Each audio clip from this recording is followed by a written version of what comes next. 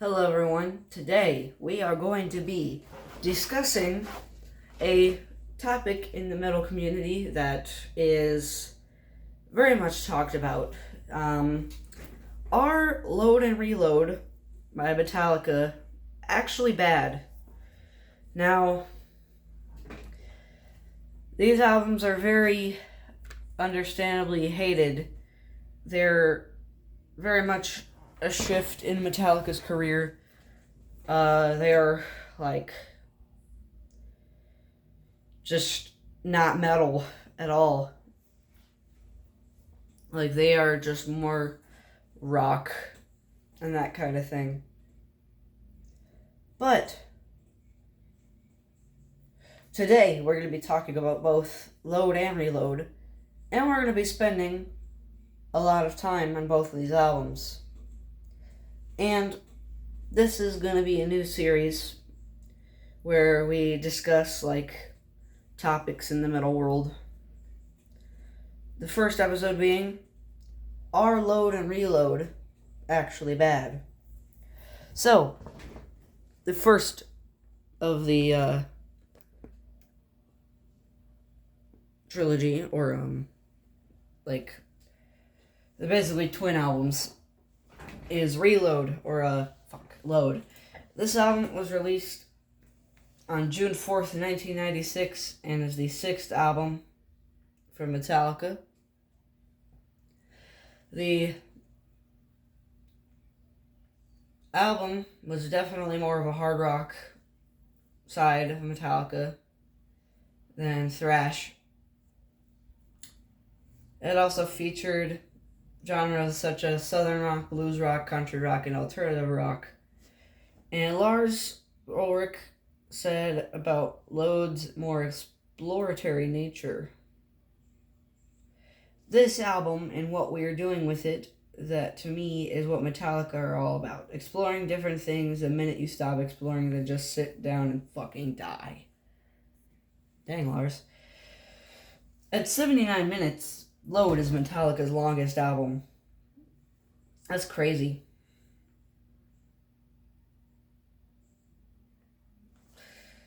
The album was recorded in 1995 of May and ended on February 1st, 1996.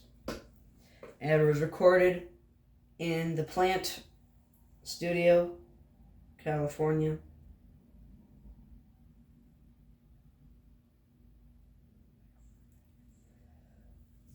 The producers are James Hetfield, Bob Rock, longtime producer of Metallica, and Lars Ulrich. Singles from Load: Until It Sleeps, Hero of the Day, Mama Said, and King Nothing.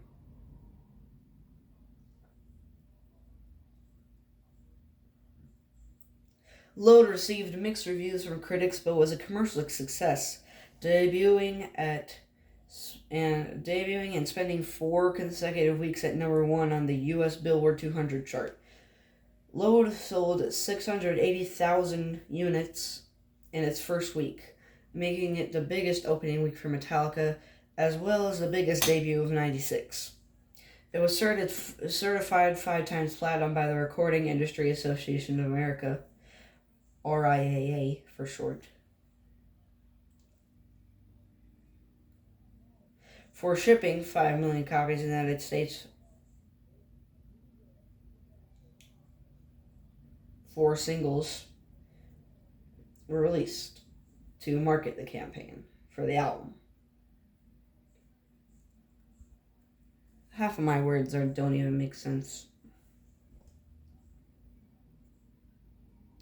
Load was released 5 years after the successful self-titled album, released in 91,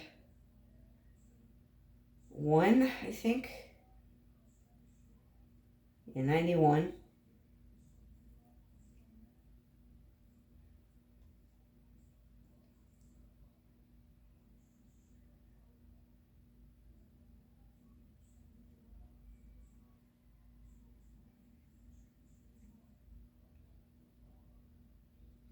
Anyway, let's get on with the songs, but first, let's talk about the controversial album cover.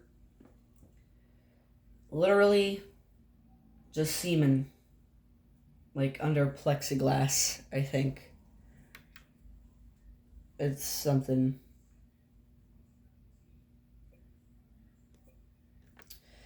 But, that isn't important. What is important is the songs.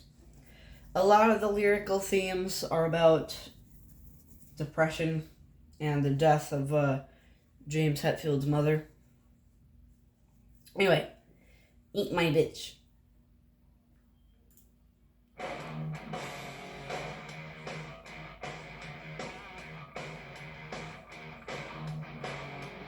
Well, actually, let's try to find a better quality version of the album.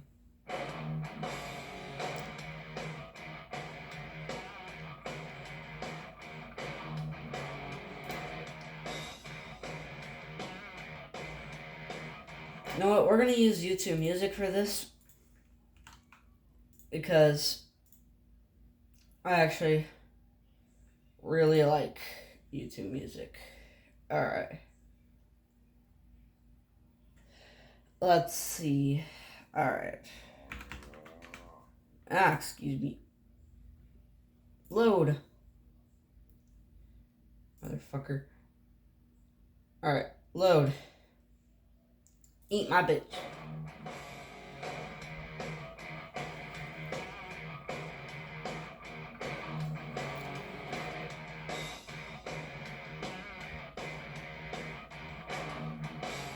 Nice. 2x4. Cool drum intro.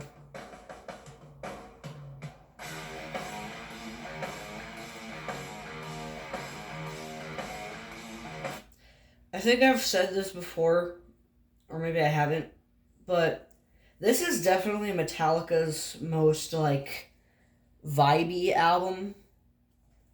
Like, this album just has a really weird vibe about it. Same with Reload. But the house that Jack built.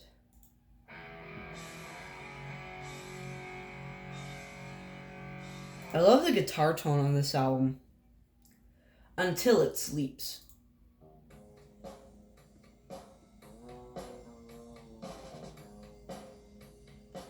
The most played song on the album.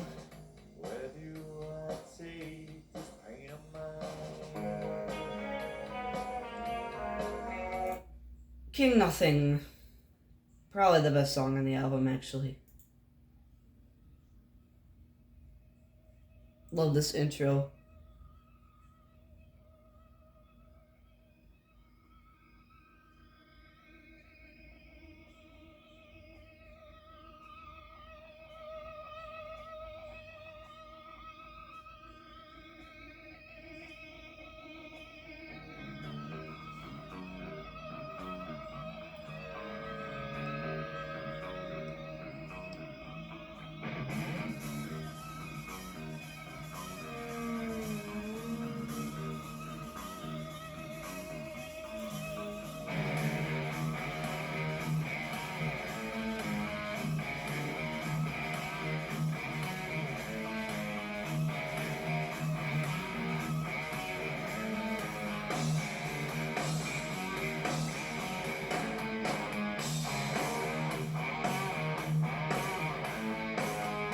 Yeah. Probably one of my favorite Metallica riffs ever. Hero of the Day.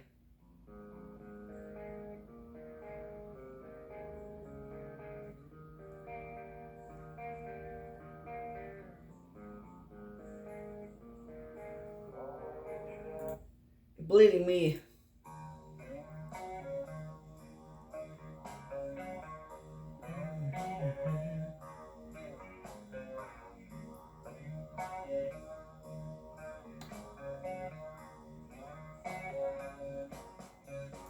Yeah, Cure.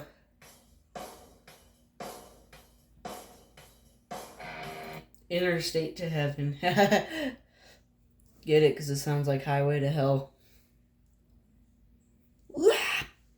Poor twisted me.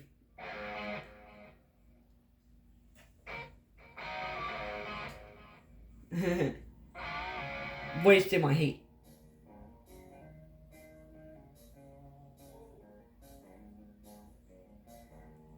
Mama said.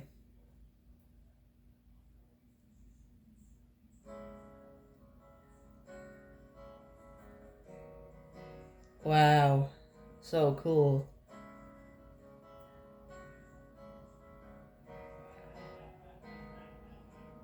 Thorn Within.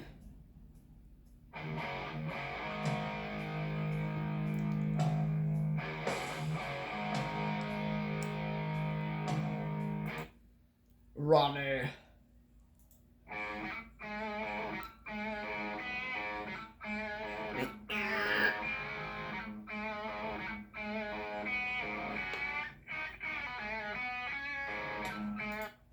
The Outlaw Torn.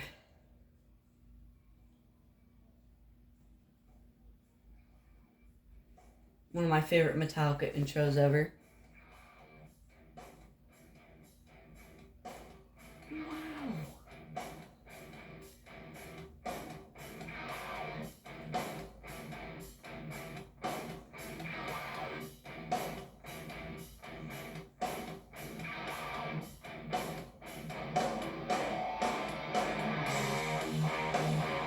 Yeah.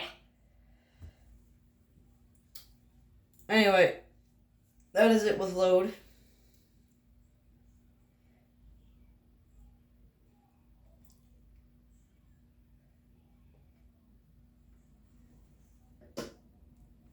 Yeah, Load released 5 years after the commercially successful self-titled album, and saw the band shifting toward hard rock and further away from their thrash roots. As on previous releases, the album's 14 songs began as rough demos created by principal songwriters James Hetfield and Lars Ulrich. In Ulrich's basement recording studio, The Dungeon, in early '95, the band took over 30 demos into the Plant Studios, where they would work for approximately 1 year. Metallica worked with producer Bob Rock, who had been at the helm during the recording of Metallica, the self-titled. The songwriting dispensed almost entirely with the thrash metal style that characterized the band in the 80s.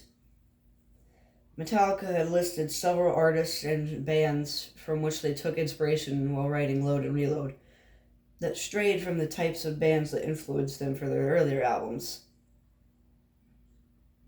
including Caius, I think that's how you say that, Alice in Chains, Soundgarden, Primus, ZZ Top, Pantera, Corrosion of Conformity, good band, Ted Nugent, I don't know how to say it, Nugent, Aerosmith, and even more mainstream acts like Oasis, Alanis Morissette, and Garth Brooks, among others.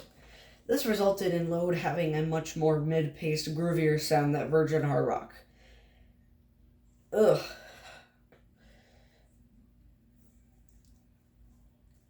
In place of staccato riffs, Hetfield and lead guitarist Kirk Hammett experimented with blues, rock, bass tones, and styles. That actually is a good tone. I like that kind of guitar tone. Additionally, Ulrich adopted a minimalist approach to his drum recording, abandoning the speed and complex double bass drumming patterns of previous albums, and using simpler techniques and playing styles. He still does the 4 on the floor beat, like the hi-hat, snare, and kick drum that he's been using since Metallica existed. The album's lyrical themes show a striking departure from Metallica's previous social and politically charged subjects. Many of Load's tracks discuss themes of depression, including Bleeding Me, Mama Said, and Till It Sleeps, well, all of which are about the death of James Hetfield's mother. And The Outlaw Torn, which is said to be about the band coping with Cliff Burton's death, Other songs, such as The House That Jack Built and Cure, discuss themes of drug and alcohol addiction, and Thorn Within and Poor Twisted Me reflect James' struggles with depression. Kirk Hammett, encouraged by producer Bob Rock, also played rhythm guitar on a Metallica album for the first time, having previously only played lead parts with Hetfield playing all the rhythm parts to achieve a tighter feel. In contrast to the looser feel they were looking for here, Hammett continued playing rhythm until Death Magnetic, when Hetfield once again played all the rhythm parts. At 79 minutes, Load is Metallica's longest album, with the CD length at 78:59. Initial pressings of the album were affixed with stickers boasting of its long playtime, simply reading 78:59. The Outlaw Torn had to be shortened by about 1 minute to fit on the album. The full version of the track was released on the single The Memory Remains as The Outlaw Torn. I don't fucking know how to say it. With a running time of 10:48, an explanation of the single's back cover stated. When we were doing the final sequencing of the Load album, the record company told us we couldn't go a second past 78:59, or your CDs wouldn't play without potentially skipping. With our 14 songs, we were running about 30 seconds over, and something had to give, so the cool ass jam at the end of Outlaw got chopped.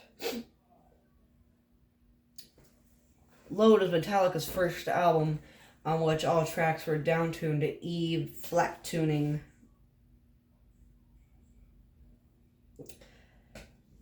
I started tuning to E flat for my riff tapes because I copied a lot of the Hendrix stuff. You know, I used to try to figure out Jimi Hendrix solos, Stevie Ray. Fuck, I don't know how to say his last name. Thin Lizzy solos, and those three bands tuned to E flat.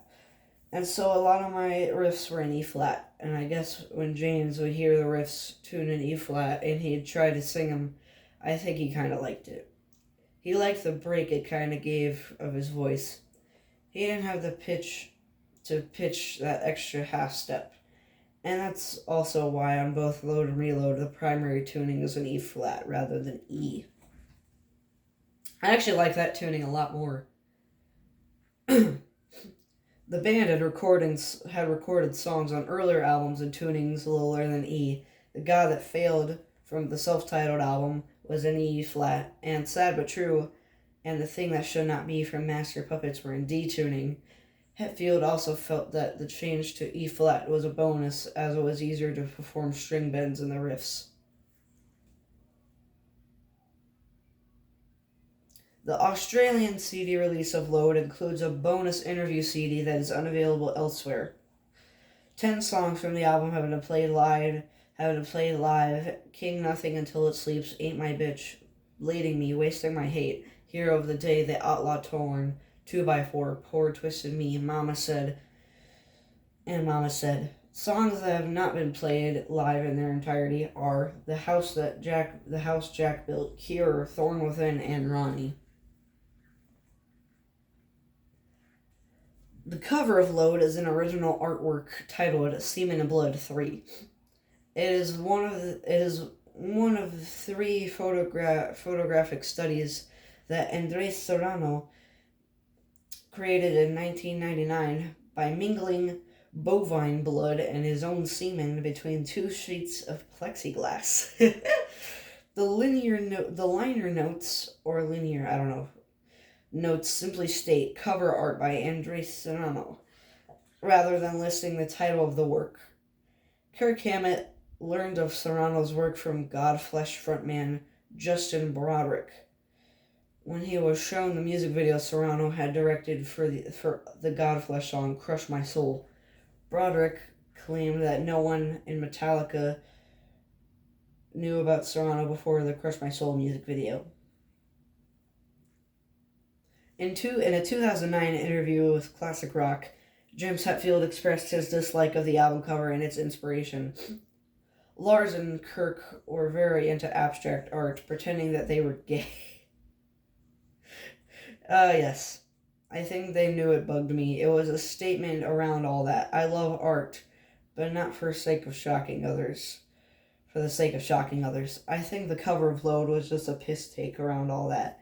I just went along with the makeup and all of this crazy, stupid shit that they felt they needed to do.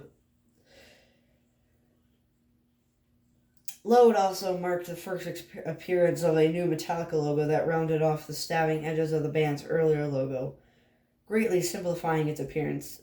The M from the original logo was used to make a shuriken-like symbol known as the Ninja Star, which was used as an alternate logo on this and future albums and on related artwork.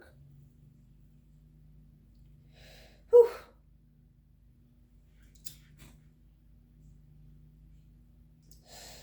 The album featured an expansive booklet containing photographs of Anton Korb. I don't know if I can say his name. These photographs depict the band in various dresses, including white shirts with suspenders, Cuban suits, and Gothic. In the aforementioned 2009 interview, James Hetfield said, Lars and Kirk drove on these records. The whole "we need to reinvent ourselves" topic was up. Image is not an evil thing for me, but if the image is not you, then it doesn't make much sense. I think they were really after a U2 kind of vibe. Bono doing his alter ego. Bono, I don't know how to fucking say his name. I couldn't get into it. The whole okay now in the photo shoot. Okay now in this photo shoot we're going to be 70s glam rockers. Like what? I would say half, at least half. The pictures that were in the booklet I yanked out. The whole cover thing, it went against what I was feeling. Yay! Load received mixed to positive reviews from critics. Rolling Stone said the foursome dams that bombast and chugs half speed ahead, settling into a wholly magnetizing groove that bridges old school biker rock and the doomier side of post-grunge 90s rock. AllMusic only gave it 3.5. Drowned in Sound gave it 9 out of 10. Encyclopedia of Popular Music gave it 4 out of 5. Entertainment Weekly gave it B. Los Angeles Times gave it a 4 out of 5, or 4.5 out of 5. NME gave it 7 out of 10. Q gave it 4 out of 5. Rolling Stone gave it a 4 out of 5. The Rolling Stone Album Guide gave it 4 out of 5. And The Village Voice gave it C+. So, that is Load. Now we're moving on to Reload.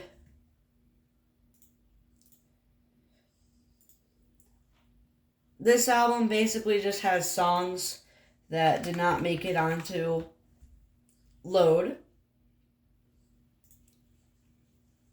Reload is the 7th studio album by American heavy metal band Metallica, released on November 18th, 1997, a year after Load. It is Metallica's last studio album to feature bassist Jason Newsted after he left the band.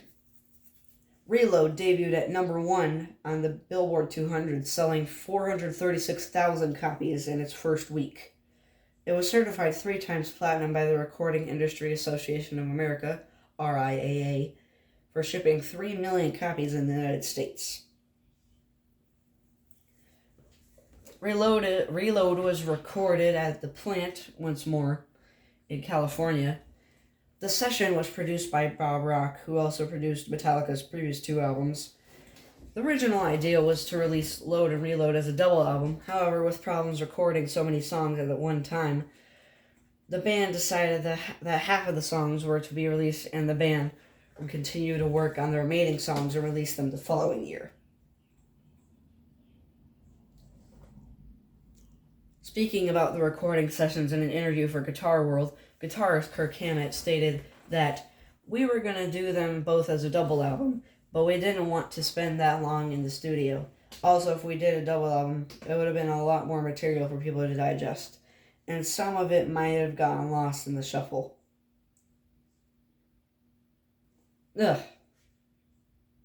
Singles for the album: The Memory Remains, Unforgiven 2, Fuel, and Better Than You. The album was the final album to feature Jason Newsted on the bass guitar before he left in January 2001, though it was not his last release with the band.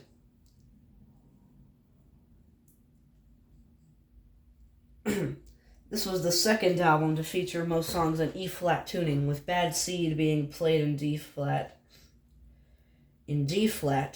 and Devil's Dance in D tuning. D tuning was earlier used for The Thing That Should Not Be on Master Puppets and Sad But True on the self-titled. Ugh. And later used on the songs from Garage Inc. 7 songs from Reload have been played live: Fuel, The Memory Remains, Devil's Dance, Unforgiven 2, Carpe Diem Baby, Low Man's Lyric, and Fixer. There were occasional jam sessions of songs such as Better Than You, Bad Seed, Where the Wild Things Are, and Fixer. Carpe Diem Baby premiered at Metallica's 30th anniversary concert in 2011. Fixer premiered at Metallica's first 40th anniversary concert at the Chase Center in San Francisco on December 17th, 2021.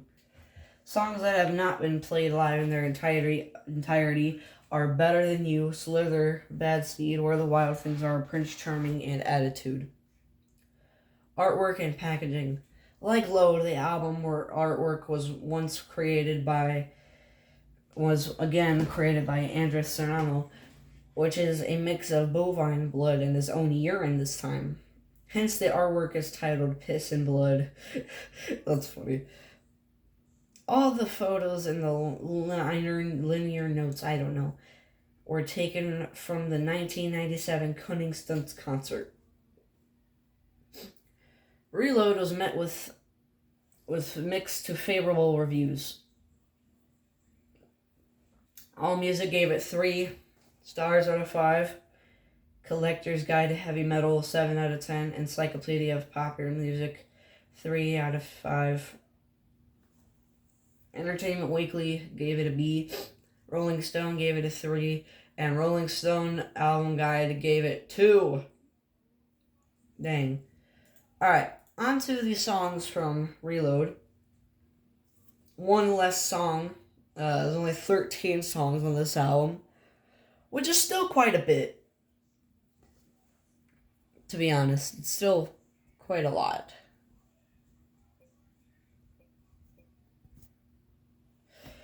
Alright. Fuel. Give me fuel, give me fire, give me that which I desire.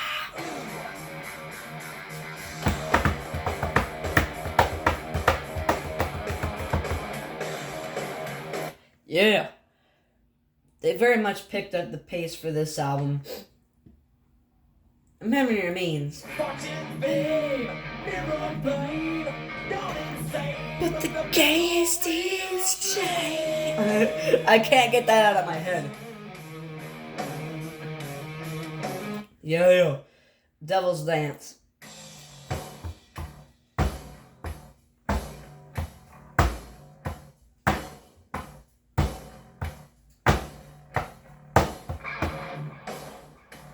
Good song. Unforgiven 2. Awful song.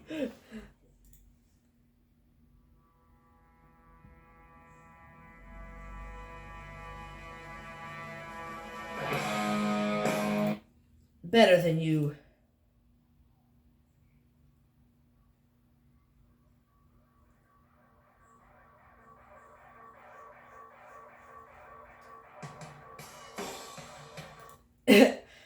Slither.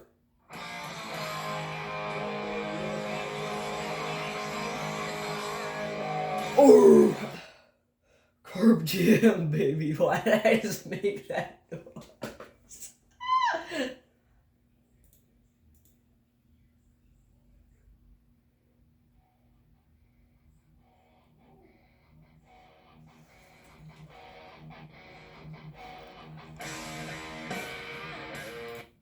Ugh. Bad seed.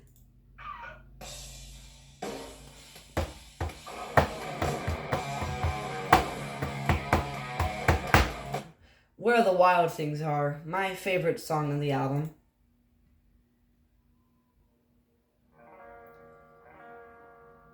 I think this is the first Metallica song to be entirely written by Jason Newsted.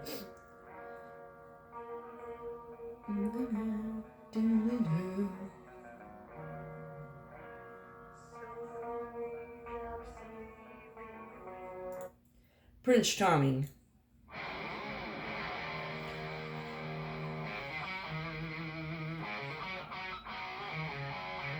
Nice. Low Man's Lyric.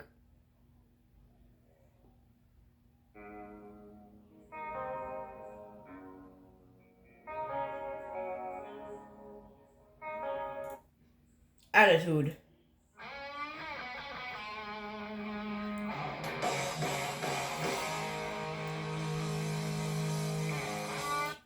Fixer.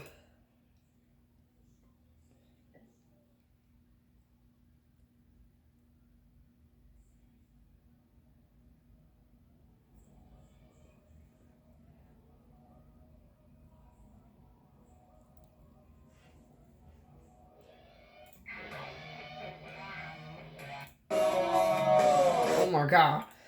Alright, that is it for Reload. I'm not gonna bore you with any more facts. So, that was Load and Reload. I hope you guys enjoyed it.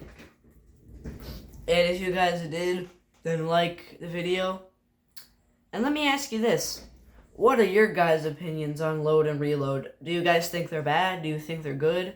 Let me know in the comments below. And I will see you guys later.